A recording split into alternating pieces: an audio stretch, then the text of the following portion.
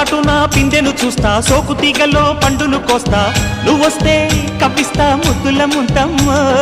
ఉక్కపోతకి ఊపిరి పోస్తా, పక్క మేకకు పంట కట్టిస్తా, ముద్దిస్తే బుక్కిస్తా మధ్యల మోతయ్యో. ఓలమ్మో పుకారులు షికారుగా రావమ్మో, ఎదలే ఏడెక్కిస్తే ఎట్టాబులమ్మో.